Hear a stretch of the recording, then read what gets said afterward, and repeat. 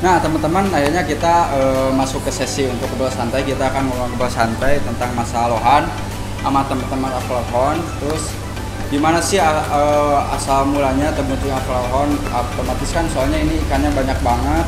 Ini kan ada tim-tim di sini, kita akan ngobrol langsung. Terus ada beberapa alasan kenapa bisa ikutan kontes. Terus siapa yang paling lama di Aflalhon untuk masalah lohan. Nah kita awal mulanya kita akan ngobrol dulu. Ini gimana sih terbentuknya Aflalhon itu? Aflalhon. Nih, coba nih. Apa ini? Kenapa bisa ada art flower sendiri? Pertama kali itu sebenarnya saya iseng sih main lohan. Dari awalnya saya main ikan hias biasa. Sebelumnya saya nggak pernah ada nyentuh ikan hias dan lain-lain. Kebetulan tiba-tiba teman saya pengen nawarin lohan. Ya. Kebetulan kita nawarin lohan, kita beli lohan. Dan saya suka gitu kasih makan lohan itu kebetulan. Pas saya suka kasih makan lohan, mulai asik, saya mulai dalemin tuh lohan pelan-pelan. Nah nggak lama setelah saya mulai suka, saya mulai ajaklah teman-teman saya. Mereka pertamanya nggak tertarik. Ya. Jangan lupa buat kalian subscribe karena di 2000 subscribe kita akan giveaway guys. Mereka cuman oke lah, cuma sekedar ya gitu kan. Cuman akhirnya setelah lama-lama ngobrol-ngobrol saya makin suka ngobrol sama mereka mulai makin tertarik. Nah akhirnya setelah berjalan itu malah Robi dan juga Randy lama-lama mulai beli banyak ikan gitu kan, mulai beli dari situ kita cetusin teman-teman, daripada kita cuma sekedar gitu. Itu kan pertama kontes baru cuma 1-2 ikan ya. Dan kepikirlah gimana caranya kita pengen ngebreed. Robi sendiri sih itu idenya Robi sih. Robi suka ngebreed, Robi suka ya dia suka ngulik lah. Robi lebih suka ngulik. Dia pengen gimana sih ikannya biar jadi gini, gimana sih ikan. Jadi itu masih kita pelajarin juga, dan Robi jauh lebih ngerti dari sama saya soal itu. Akhirnya oke, kita coba untuk ngebreed dulu. Dan setelah kita mulai breed ada berhasil, kita mulai kekurangan nih namanya tank. Ya. Tank mulai kurang, terus juga belum yang lain-lainnya. Waduh ini gimana ini?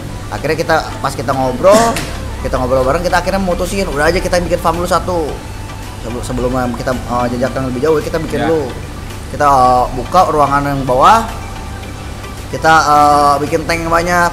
Itu mulai dari sekat sama single tank kecil. Mulailah kita bangun di sini. Saat kita mulai bangun di situ akhirnya kita bingung pengen nama apalah gitu kan, dan lain-lain gitu kan, namanya apa sih gini segala macam. Dan akhirnya setelah memutuskan, kita ngobrol panjang dan ada sedikit cerita soal art itu, dan akhirnya kita memutuskan namanya art.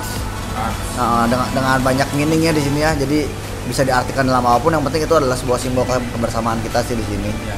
Nah terus dari kontesan itu udah berapa kali nih? Kebetulan kalau kontes kita sering ya. Iya. Jangan dihitung ya.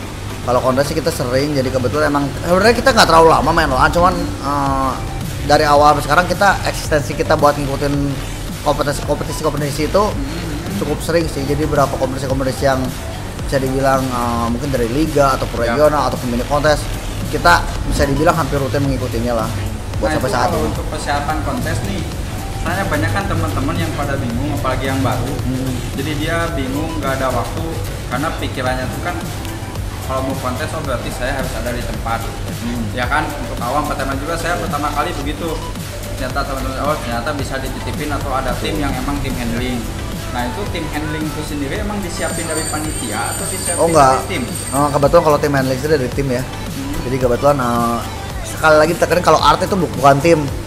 Kita adalah sebuah teman-teman lah, kumpulan sebuah nama kita doang di Tasik teman-teman ini, dan kita punya tim sendiri di luar ini gitu kan. Oh gitu ya. Dan kebetulan untuk tim handling itu pasti selektif dari tim-tim mereka masing-masing, dimana tim handling itu sebuah hal yang sangat penting sih buat saya.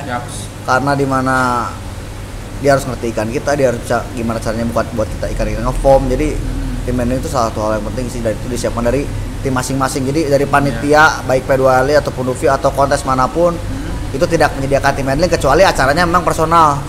Jadi acara-acara personal tuh kayak misalkan acara mini kontes yang perorangan, itu biasanya mereka dari panitia sudah menyiapkan tim handling sendiri buat handling lokasi. Nah kalau persiapan nih untuk kontesan, apa sih yang disiapin nih? otomatis yang penting lauk ya.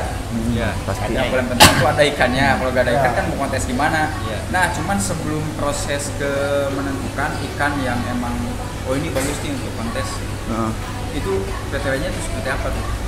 Yang pasti kita memenuhi berapa syarat tuh ya, yang paling penting kan Yang paling penting aja di dalam ikan itu dari tiap ikan tuh beda. Kayak sekarang penilaian poin Singhua sama Cencu aja udah berbeda. ya. Ya kan, dari berapa poinnya. Cuman yang pasti kita lihat yang paling penting adalah dari minim, dari mata kita lihat dulu. Ada berapa aspek yang harus kita penuhin. Aspek yang kita lihat tuh nggak boleh jomplang, dalam artian jangan sampai ikan nanti kurang dikit malah ngedrop segala macam gitu kan. Misalkan sekarang body itu, part body itu penting. Ya. Ya kan, dari kepala ntar itu nyabang lagi ya, body, kepala, warna, mutiara, dan vintel. Itu poin 5 poin aspek utamanya dulu. Tapi dari sini ntar nyabang lagi, dari bentuk kepala lah, dari bentuk warna lah. Tapi poin-poin yang pertama kita lihat tuh udah 5 aspek ini, ikan itu udah agak enak apa belum. Dari sebulan sebelumnya kita udah lihat dulu, ini ikan bakalan diprogres buat kontes. Oh ini buat kontes ini, Ya. kita siapin size, kita ukur dulu. Oh ini size-nya misalkan masih aman nih, belum nggak bakal oversize. Misalkan contoh simpel dari kelas D lah ya kita Ya, yang ini. pasti. Kalau itu size-nya udah sebulan lagi udah 12 cm, itu kemungkinan nggak mungkin banget kan 1 bulan lagi itu masih 12 cm. Ya. Ya kan? Apalagi ikan kecil tumbuhnya sangat cepat gitu kan. Jadi makanya kita harus pinter-pinter sizing, kita harus benar-benar pinter cara atur air, dan dari 5 aspek yang tadi kita lihat itu harus yang paling penting. Dari 5 aspek ini, dari kepala dan lain-lain itu harus sudah memenuhi dulu, jangan sampai satu jomplang, karena poin satu penilaian jomplang aja bisa kebantingnya agak jauh. Contoh simpel udah bagus semua, warnanya ngedrop, Ya. itu cukup ngedrop gitu kan, reha Berarti kayak gitu. pernah ya misalnya di sininya emang bagus, pas setelah datang ke sana ternyata. Oh kalau itu Pernah nggak? nggak menutup kemungkinan tuh kejadian yang sangat lumrah terjadi lah, karena ikan tuh nyaman-nyamanan lah ya. Ya, apalagi kan misalnya Apalagi udah air biasa beda. airnya di sini, pas di sana itu mungkin ada perubahan lah, kita Perubahan kan nggak air, tahu atau juga mungkin di bentuk sana airnya bisa air lihat lagi ini kurang benar-benar bagus. bersih atau apa kan. Tapi pernah nggak kejadian misalnya pengalaman atau di sini bagus ternyata di Oh, sana sering. ngedrop? Sering. Jadi itu kita nggak bisa nyalain siapa-siapa, karena emang pertama mungkin hokinya kita belum gitu kan, Ya. yang kedua juga emang kondisi air mungkin lagi nggak bagus buat ikan kita. Mungkin ikan lain oke dengan air itu, tapi ikan kita ada berapa, saya tadi bilang bahwa tiap tipikal ikan per ikannya aja beda-beda, kayak manusia lah, kita Ya. punya Ada yang suka dingin, ya, ada yang panas. kayak gitulah kurang lebih. Jadi kita harus benar-benar ngerti karakter ikan kita gimana sih. Nah, kalau dari segi pakan nih, pakan sehari-hari untuk 3 bulan pakan sehari-hari atau 3 bulan sebelum kontes dibedain nggak sih? Bisa kita bedain. Dibedain. Untuk ikan-ikan yang mau kontes, untuk siap-siap kontes itu biasanya kita lebih banyak udangnya. Ya bisa udangnya Lebih banyak udang. lebih ke warna ya. Lebih udang tuh bisa dibilang satu yang mungkin saya suka, ya paling saya suka, buat nggak tahu teman-teman yang lain, mungkin kalau kita sendiri lebih sering pakai udang sini karena juga di warna, juga buat perkembangan bodinya Ya. bagus ya kan, dan buat campuran berapa kimia lainnya juga oke sih. Kalau udang itu sama karopil itu lebih bagus mana atau dua-duanya di mix? Saya mix biasanya, Di-mix. tergantung kebutuhan. Sekarang ada yang saya mix dengan udang karopil, ada yang udang saya udang polos doang, ada yang udang dengan saya campur beberapa racikan saya sendiri, ada udang yang saya campur dengan spirulina. Itu gimana nanti kebutuhan si ikan, Ya. tiap ikan beda, dan ada beberapa ikan juga yang susah makan udang, dan itu banyak banget lah kita harus ngatasin itu. Nah ini kalau dari alkohol di sini ini apakah emang khusus ikan aja atau ada aksesoris misalnya jual pakan tersendiri nih? Kebetulan sih kita racikan belum. tersendiri. Karena racikan sendiri pun kita pakai buat kita sendiri. Jadi kita nggak jual keluar, karena kayak kebetulan juga Robi sendiri yang paling suka ngeracik juga. Karena Robi tuh suka ngulik ya. Ya, racik man ya. Dia tuh banyak banget cobain beberapa, dan ada beberapa yang sangat berguna gitu buat kita dengan racikannya. Kita coba dengan racikannya ini, kita coba dengan dia nggak pernah capek. Ini gue bawa barang baru nih, coba ini, kita campurin sama ini, kita campurin sama ini tuh. Yang ini kok udah pernah juara kok? Udah dia ikut Ores 2 kali, cuman emang kebetulan belum 5 besar sih ya. Belum 3 besar, sorry. Tapi udah masuk nominasi ya? Udah masuk nominasi, 2 kali nominasi dari saya SD-nya. Kebanggaan tersendiri lah gitu. Kalau Pride udah pasti itu utamanya lah. Kampa tuh berat-berat asli. Komplas itu Pride itu nomor Apalagi 1 yang ya. datang ikan dari Cuman buat Thailand. poin plus buat kita di mana. Tapi jangan salah, sekarang beriringan teman-teman kita juga di Indonesia, Kampa udah banyak yang nggak kalah keren. Bagus ya, bagus berarti ya? Ya bisa dibilang gitu. Teman-teman juga pasti sadar bahwa ya beriringan Kampa kita juga udah kita ikan kita bagus gitu. Oh yang Puasan buat kita dulu kan kan keluar dikit-dikit tadi kan ya. Thailand.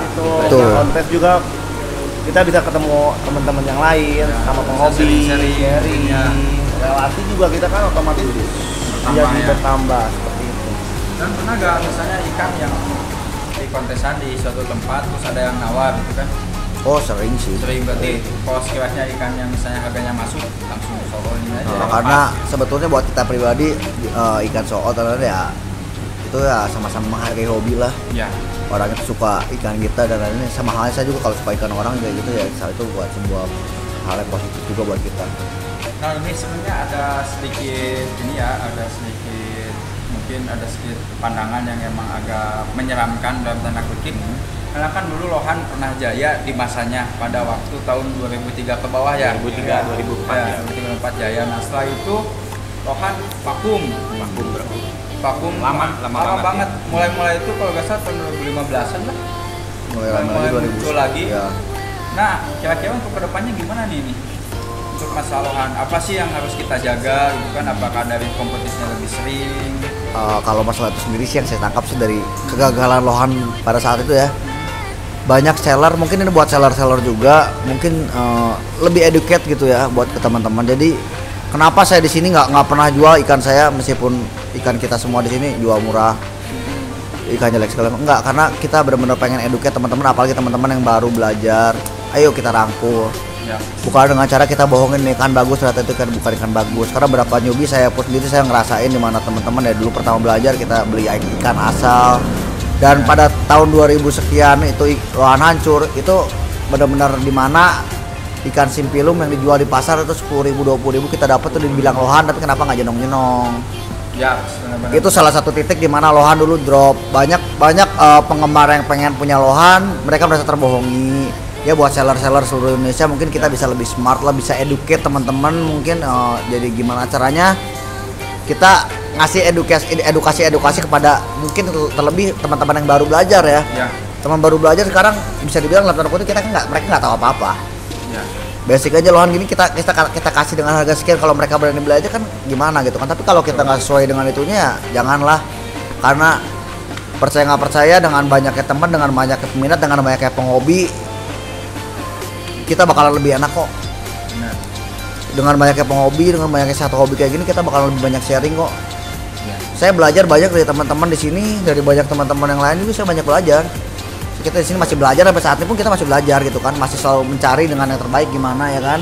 Kita selalu mencari, kita selalu nanya yang terbaik, yang paling baik ya, karena belajar tuh kan kata orang tua juga gak akan pernah habisnya. Jadi poinnya janganlah buat seller-seller kayak gitu karena itu bakalan jadi ngerusak. Kalau umur Lohan pengen panjang, tolong jaga ini gitu, edukasi ini yang harus kita jaga. Jadi emang ini untuk fenomena ini emang ini semuanya ya tanggung jawab bersama ya. Betul. Tanggung jawab bersama, tanggung jawab penghobi. Nah ini adalah salah satu poin penting buat kalian yang nonton video ini.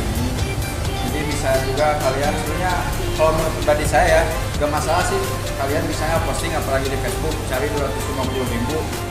Kalau yang kelas kontesannya itu terserah kalian gitu kan istilahnya. Cuman ya kalian harus tahu juga ada beberapa istilahnya perbedaan antara ikan yang bagus emang harganya bagus juga. Nah karena saya pribadi juga asli kalau lagi malas banget muslohan teh, ada satu momen malasnya gini, kita udah capek-capek bikin ikan jadi bagus, terus kita kan waktu nih yang paling penting nih waktu nih, apalagi kan kita juga punya usaha sendiri kan ya. Mungkin punya bisnis yang lain, kita harus kontrol gitu kan, apalagi Lohan yang lagi sakit kita harus kontrol. Jadi pas udah misalnya pas mau ditawarin nawarnya gagal paham kan kan. 250.000, 50.000. Tapi gagal paham tuh tidak masuk maksudnya nggak apa-apa lah, ngomong nawar itu terserah ya benar pembeli. Tapi kita misalkan ada seperti itu tetap kita tanggapi, tidak sakit hati, kita tetap tanggapi aja biar ikan tuh jangan terlalu kaku lah. Jangan terlalu. Jadi belum nyampe ke sana gitu. Harganya kita kasih penjelasan aja. Penjelasan kenapa tuh ikan kita tuh lebih mahal, lebih mahal daripada harga itu, karena kita punya kualitas dan lain-lain. Tapi kerasa sih sama saya yang pertama banget main Lohan, ketika beli Lohan 250, wah berasa mahal. Itu pas pertama, tapi wajar sih akhirnya saya tahu kan, akhirnya banyak ngobrol sama teman-teman yang lebih senior, ikutan kontes, di kontes harganya sampai ada yang 25 juta, 30 juta. Paling murah lah rata-rata yang saya pernah tahu itu ada yang 8,5 sampai 10 juta, itu di size D juga ada, malah yang kecil itu ada yang sampai 25 juta kalau nggak salah. Yang waktu Golden Best itu ada. Nah akhirnya saya tahu ternyata beli ikan yang bagus dan itu ada kepuasan yang tersendiri. Jadi kita tuh benar-benar puas ya. Iya. Daripada kita beli ikan yang gambling misalnya, ikan yang biasa ya mungkin kalau untuk belajar lah gak apa-apa, mungkin untuk sekedar hobi aja, tapi untuk ikutan kontes kalian harus benar-benar nyari memang ikan yang kualitas kontesan. Itu ciri-cirinya apa sih sebenarnya kalau dari Burayak, ada gak? Oh, banyak lebih balik ke genetik ya. Jadi kalau bilang kita ciri-ciri dari Burayak susah juga. Jadi kalau kita lihat dari berapa ikan lah, mungkin sedikit tips mungkin ya. Kalau saya milih Burayak kira-kira yang oke dan lain-lain, ya pertama yang kita lihat dari aspek yang paling penting buat kita lihat, satu, ikan itu cacat atau enggak. Ya. Karena ikan cacat tuh nggak mungkin bisa balik. Apapun itu, bibir nggak bisa miring, Oh nggak bisa dibenerin. nggak bisa dibenerin. Bibir miring, pangkal bengkok, insang udah buka Insang dari kecil buka itu, sebelah, ya. itu udah nggak mungkin bisa dibenerin. Jadi hal-hal kayak gitu yang perlu kita perhatiin. Pertama, tipsnya milih Burayak ya, perhatiin dulu dari dia cacat apa enggak. Banyak faktor. Dari tadi saya udah sebutin pupil mata kecil sebelah Ya. dan lain-lain. Ada mungkin cacat nanti si sirip dayungnya miring, atau mungkin dari ada berapa bagian tulang-tulang yang siripnya ada yang bengkok atau gimana, itu kan perlu kita perhatiin pertama. Kedua, dari kualitasnya juga tergantung, balik lagi ada ikan yang mainnya gede loh. Dalam artian dari kita beli size kecil, mungkin ada orang kenapa ini kayak gini, ada juga berarti ikannya itu main gede, ada yang gitu kan. Mungkin dalam artian main gede bagus dari kecil. Karena ada yang bagus di gede ikannya. Jadi itu balik ke genetik. Misalkan kita sebut serian A atau serian B, dia misalkan bagusnya di size gede dan kita harus ngurus gitu, itu susah ngomong sih. Jadi kalau kita matok cencu, apalagi jangan pernah takut lah cencu sama mutiara. Ya. Mutiara cencu tuh tumbuh terus. Jadi jangan pernah jadi patokan utama gitu kan. Nah, ini kalau dari jenong nih ada yang ada istilah yang saya tahu sih untuk saat ini, ada istilah jenong batu sama jenong air. Nah bedanya apa sih sebenarnya? Sebenarnya kalau jenong batu tuh, kalau orang bilang tuh jenong air tuh kayak sebenarnya gimana ya? Dia isinya jenong air tuh yang lebih besar, yang lebih nyoy gitu loh. Kalau jenong batu tuh yang keras, yang kepalanya tuh nggak terlalu besar, tapi keras. Yang boom head biasanya yang kayak SR dan lain-lain itu bisa dibilang sebagai jenong air. Kalau yang jenongnya nggak bisa boom banget, tapi enak dilihat. Segitu juga. Ya. Tadi kayak Cingho yang tadi kita lihat yang kecil, itu salah satu contoh, itu jenong air, ya kan? Itu jenong air yang mungkin bisa dibilang terlihat ya kalau di YouTube gampang banget kempesnya lah daripada yang jenong batu. Ya, betul. Kalau yang tadi yang anakan kita yang pertama yang kita lihat itu salah satu contohnya jenongnya rada batu, jadi kalau naik pun nggak akan terlalu cepet, nggak akan terlalu boom, tapi ya lebih seperti ya kalau seperti istilahnya tadi, istilah batu sama air gitu kan, itu istilahnya. Sebenarnya bisa udah kelihatan ya, udah bisa dilihat. Bisa dilihat secara fisik gak atau dipegang gitu. Dipegang biasanya kelihatan. Jenong air biasanya lebih nyoy. Empuk. Jadi kalau kita itu tuh kayak plastik, kalau diituin kasih air itu balon ya. Kayak gitulah kurang lebih. Kalau jenong batu tuh lebih keras dipegang. Cuman ada minusnya kali ya untuk Ya. jenong air ya. Ada. Kalau jenong air pasti nanti kalau ini ada kempesnya kan, ada kecilnya. Kalau jenong batu ya segitu aja, jarang kempes. Tapi jarang boom head jarang kali. Cuma ukuran dia stabil besar.